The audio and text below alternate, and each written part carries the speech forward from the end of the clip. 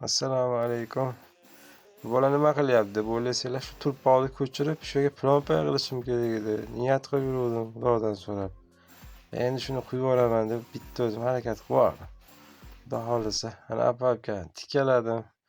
Karkasini ham Xudo xohlasa почти tayyor. Inshaalloh bugun uspet qilib yuboraman dedimda.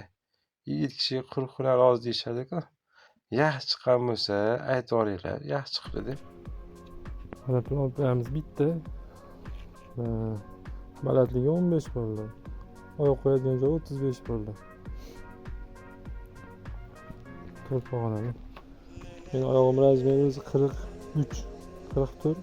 Bemalol mana joyi qoldi. 35 qo'yildi. Balandligi 15.